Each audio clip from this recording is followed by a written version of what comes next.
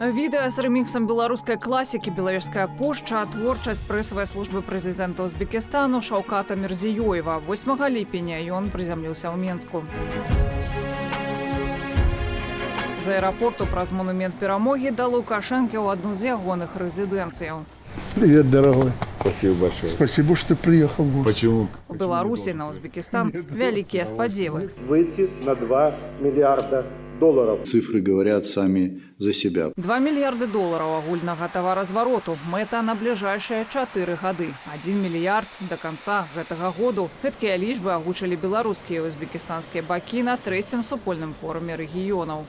За прошедшие 10 лет объем взаимной торговли товарами вырос более чем в 13 раз. С 64 миллионов долларов до 854 миллионов в 2025 году. За 5 месяцев текущего года товарооборот между нашими странами вырос практически на 40%. Для параўнання, таваразварот Беларусі з Кітаем летась перакрочыў 8 мільярдаў долараў. Ва Узбекістан Беларусь прадае прадукты харчавання, асноўная доля экспарту сельгастэхніку, хімічную прадукцыю, прамысловую сыравіну. Таксама да параўнання, паводле афіцыйнага статбюро Узбекістану, летась Пекін імпартаваў у Ташкент прадукцыі амаль на 15 мільярдаў долараў. Беларусь на 780 мільёнаў. Непараўнальная розніца. По итогам первой части переговоров в узком составе уверен, у нас есть реальные возможности выйти к 30 году на товарооборот в 2 миллиарда долларов. Белорусская продукция не конкурентна.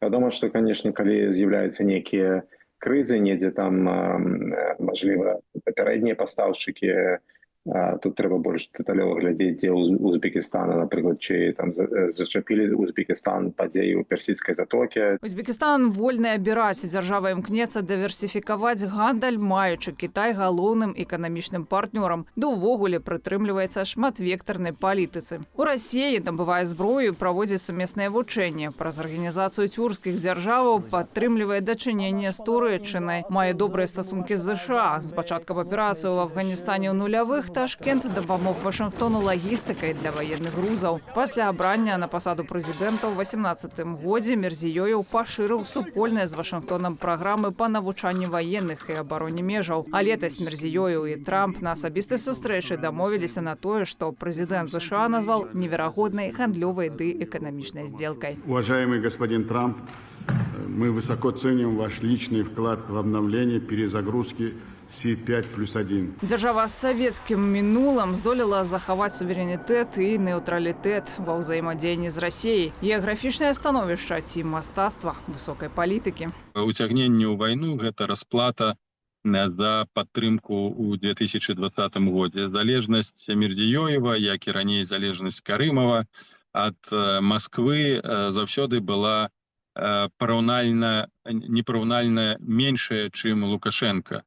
Легітымнасць і стабільнасць рэжымаў у цэнтральна-азіяцкіх рэгіёнаў не трымалася на падтрымцы Крамля. Яна трымалася збольшага на спецыфікі функцыянавання саміх гэтых грамадстваў і краінаў, далёкае палажэнне ад Еўропы, дзе еўрапейскія ўплывы былі абсалютна мінімалізаваныя. Розніца ў тым, што Еўропу Лукашенка згубіў і цяпер вымушаны здабываць асабістымі сустрэчамі, пераважна з расійскімі губернатарамі, кожны рубель. Для большай прывабнасці ў вачах ташкенцкага кіраўніцтва ў Менску адчынілі гандлёвы дом з таварамі з Узбекістану. На чые грошы не кажуць, наўрад ці Ташкенту інакш прадставілі б як інвестыцыі. Па выніку двухбаковай сустрэчы ўрады Беларусі і Узбекістану падпісалі дарожную мапу, асноўныя кірункі працы на бліжэйшае пяцігоддзе. Візіт Мірзіёева ў Беларусь завершаны.